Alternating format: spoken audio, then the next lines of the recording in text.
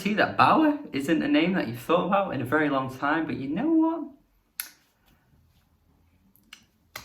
You should change that. He was one of the names that came through in the early 2010s, along with artists, I guess you could say, like David Guetta, Calvin Harris, that big, huge EDM sound that slowly started to become one of the biggest staples in modern music. So many artists were just suddenly jumping on that sound. Even artists that weren't particularly part of that sound would always jump on a feature with one of these kind of artists because it was just becoming such a huge trend that you'd be a fool not to at least capitalize on that. Then you had artists like Avicii coming through with differing kind of ideas, kind of incorporating different sounds and styles into the genre.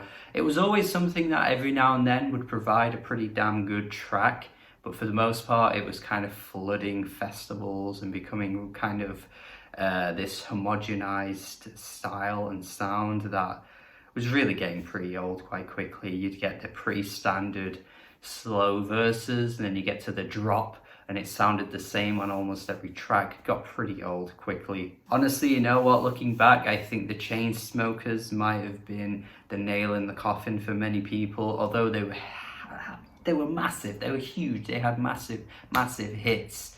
But I think so many people were suddenly like, nah, you know what? This has got to stop. This has got to go. Baauer, on the other hand, though, was just that one-hit wonder guy. You remember the Harlem Shake. You remember the massive online craze, a huge meme that was that song. It flooded just everywhere on the internet. You couldn't escape it. And looking back, we need to really revise what we did to Baauer and perhaps give him the Carly Rae Jepsen treatment, in the sense that she was a one-hit wonder but suddenly got a huge cult following based on the albums that she put out after. Baauer deserves that too. I think his 2016 album is a lot better than people give it credit for, but you know what?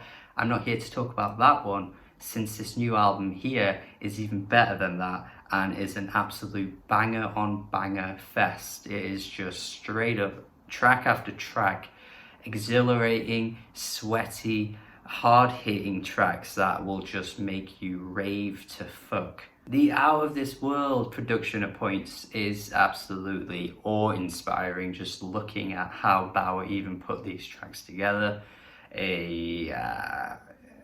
It's wild. It's an absolute wild ride, and I friggin' love it. Opening track teases you. It sort of feels like it's gonna drop something really hard hitting, but then it doesn't. But then you move on to the friggin' second track, Planets Mad, and that's where the album just blows your hair off of every part of your body. Planets Mad just hits you with this anthemic stadium filler-esque beat. It honestly really sounds like a sports event, this track, just getting everyone hyped up, ready for the big event that's gonna about to start. You know, maybe the Super Bowl, maybe something like WrestleMania.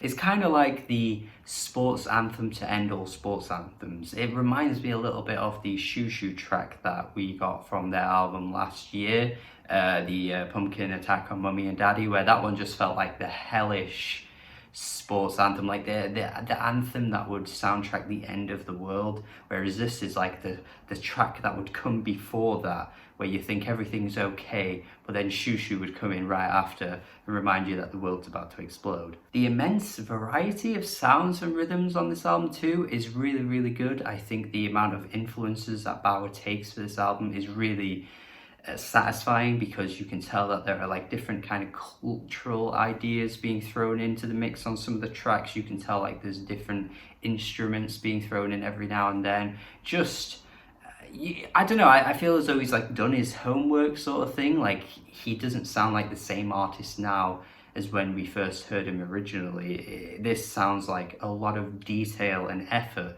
went into this album here. The track Magic is a good example of this, I think, because you can sort of not really make out what the hell he was thinking making this track. The way it sounds is so unique that it's gonna be sad to see that maybe people won't really give this album the credit it truly deserves, because I can't quite pinpoint many artists around at the moment that are making their music, especially in the electronic world, sound like this. The bangers keep coming, like I say, it's banger on banger, this album. The track YEHOO is a great one too. Really makes me like feel like I'm being transported to Brazil on this track. It sounds like a massive parade through the streets of Rio de Janeiro.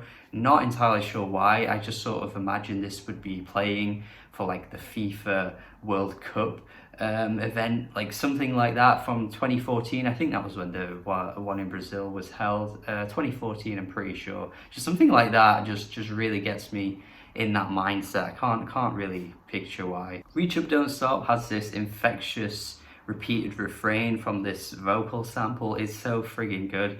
It reminds me of something that Tonight would use, or even something that maybe the Chemical Brothers would use on some of their more recent stuff, especially last year's album. It's so damn infectious, and where the vocals stutter at points too. It's like, reach up, don't stop, do the top, do the top, to the top. As I've mentioned as well, with this album having this variety of different sounds and styles all over it, like there's this relentless amount of influence coming from all different directions. It's kind of crazy actually. And the track Aether or Aether is the best example, I think, of this. Just this fantastic drum and bass session. Honestly, a pummeling track from all angles. You don't really know where to even stop. Your brain is just all over the place on this one.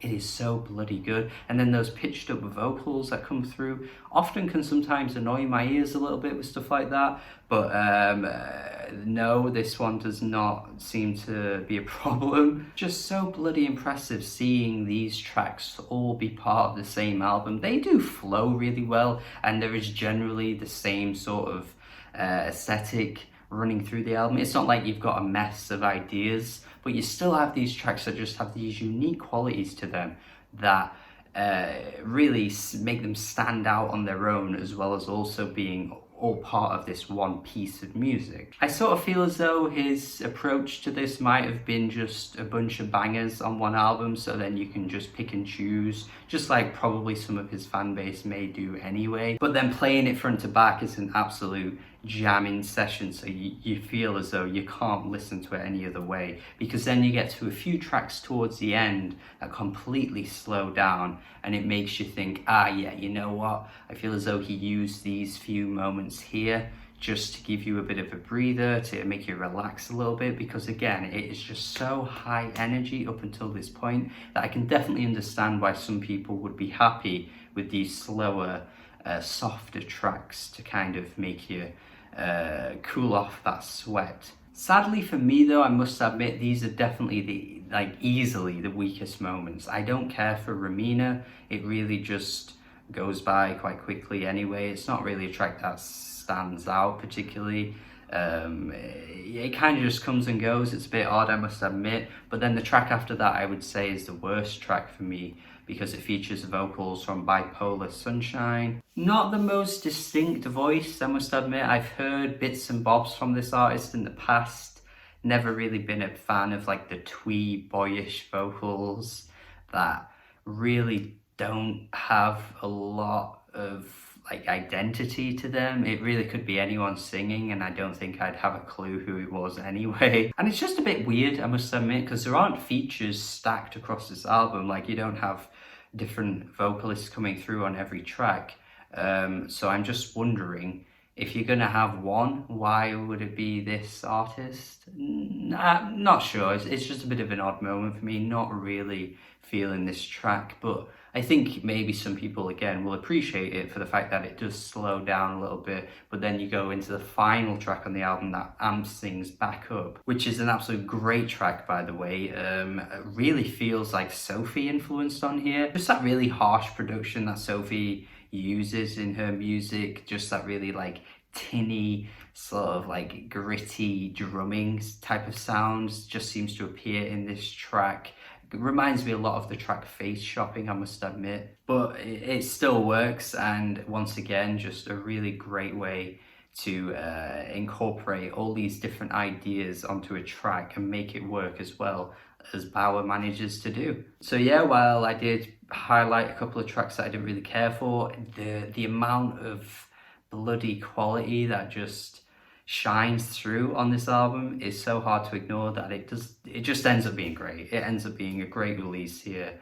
I'm really impressed, and I'm going to go 8 out of 10. So thank you for watching my review. Hopefully you've been sold on this album. You watch what I say and think, yeah, you know what, I'm going to check it out now, because I feel as though not many people were that bothered about this, but you really should be, because it is one of the best albums I've heard all year. Once again, adding to electronic music this year, that's just really blowing me away from every corner, every direction, in every subgenre of electronic music. Just so much I'm finding this year from that genre and just being so happy with it. It's impressive. So thank you for watching my review. Hopefully you enjoyed what I had to say. Have a good day and goodbye.